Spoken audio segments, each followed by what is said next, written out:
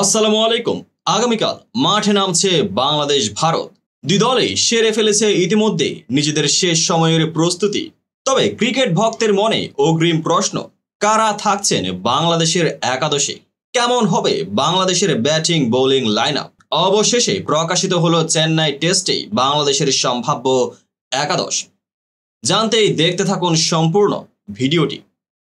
লাল বলের ক্রিকেট দিয়ে ভারত সফর শুরু করছে বাংলাদেশ। 2 ম্যাচের টেস্ট সিরিজের প্রথমটি মাঠে গড়াবে আগামীকাল বৃহস্পতিবার থেকে।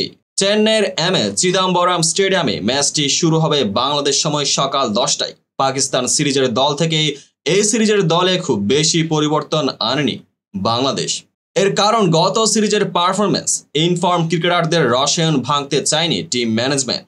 যদিও লঘু চোটের কারণে নেই শরীফুল ইসলাম, এই পেসারকে পাওয়া না গেলেও একাদশ গড়তে খুব একটা সমস্যায় পড়তে হবে না টিম ম্যানেজমেন্টকে।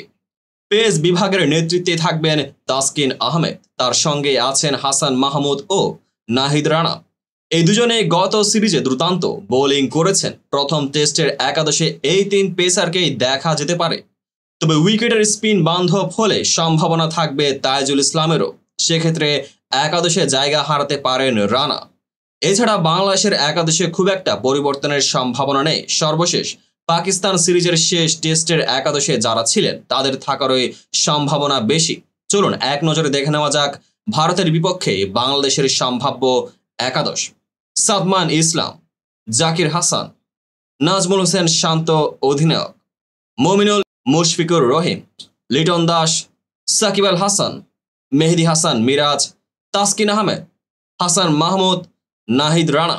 তো বন্ধুরা, ভিডিওটি যারা সম্পূর্ণ দেখেছেন সবাইকে অসংখ্য ধন্যবাদ। ভিডিও শেষে কমেন্ট সেকশনে আপনার মতামত জানাতে ভুলবেন না। আর চ্যানেলটিকে সাবস্ক্রাইব এবং পেজটিকে ফলো করে পাশেই থাকবেন যাতে পরবর্তী ভিডিওর সকল নোটিফিকেশন সরাসরি পেয়ে যান।